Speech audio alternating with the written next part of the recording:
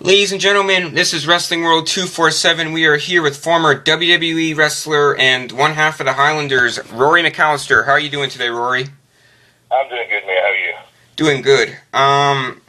So what was the first feeling you had when you stepped into the Von Erich Wrestling School and the Hart School? Like, these are really well-known schools. How did you feel when you stepped in the doors? It was, how would I say it? It was a wake-up call for some part. I mean, when I stepped into the Von Erich School, there was, I don't want to, it was different, man. I mean, there was a ring upstairs, and that was entertaining, but it was right above a dollar store, and it was an old guy that lived there. He used to walk around with half naked in his diaper all the time, and it was just kind of a weird experience, man. When I first stepped in the door, it was just kind of unique. I just left the country for the second time, so the Von Erich School was kind of different, man. Hart School was kind of different. So, Other than that, man, I was just excited to get started, man. I mean, when I left Scotland, I left there with the premise that I wasn't going back. So I really didn't have, I didn't have the option of failing, so I just had to make the best of what I had. describe the difference at the, I think you just did, but just to be more literate, describe your difference at the Von Erich School and the Hart School. What was different about it? It was the same thing, man. It was the same place. It was just under different tenure. So I mean, it really didn't change that much at all as far as aesthetically goes. But it did change a little bit after Waldo left. So I mean, it was still the same building. Oh, really? Okay, that's cool. After all the hard work training, how was wrestling your first handful of shows in Ontario? I mean, I was entertained by them, man. I mean, they weren't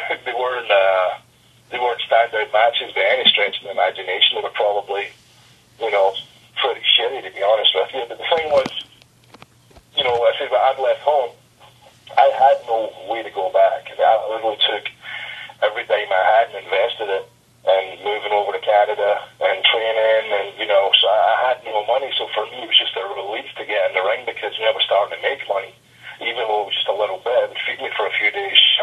I didn't have a job. Wrestling was my job, and that was pretty much all I had. So just getting in the ring meant that I was going to eat. Kind of happy.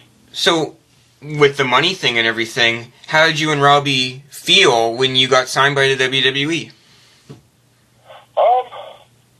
That one was kind of mixed for me, man. I'll be honest with you, because by the time we were signed by WWE, he'd already did, well, I couldn't even tell you how many matches we'd done for him.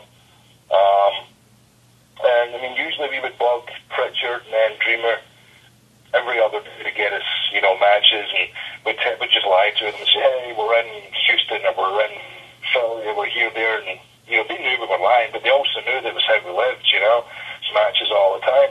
So we were making like $250 a night just doing dark matches and velocity matches and heat matches and everything else, and we'd do that, excuse me, at least every month we'd do like a double shot. So when I got signed by WWE and they were going to it was developmental, I mean, it was cool, don't get me wrong. I mean, I knew I was going to have a constant source of income, but I'd be making less money, and that was the thing that scared me, because I'd spent so many years building our name up in independence up in Canada and then IW Mid-South, a few other places, that I knew I was going to be making less money if we didn't make it up to TV pretty soon. So it was mixed emotions, and I was excited to get the contract, but at the same time I was worried of the fact that, that's going to be broke. After being nervous about wrestling in the WWE, like you just explained, how long did it... It led me up to fulfilling my ultimate goal and my dream and my ambition. You are retired now. What do you do since you're retired from wrestling? What's your career now? I work in electronics. I'm a supervising manager for a large electronics company. I won't say their name. But I do that, and then I also do seminars. So I travel around and I kind of do little seminars here and there. One of the last ones I did was, I know your friend Ethan down there in Mobile, Alabama, on Flex, is a hell of a worker. He brought me down and started the whole seminar thing, actually, after it got released. Him and Paul Bader brought me down there to work for him.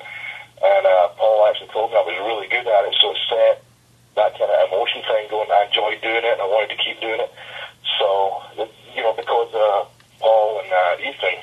That was kind of the reason I kept doing it. So I kind of really enjoyed doing that. I spent a lot of my time doing that. If anybody here is listening and they really are they want to be a pro wrestler, what is your best advice you can give somebody that wants to be a wrestler?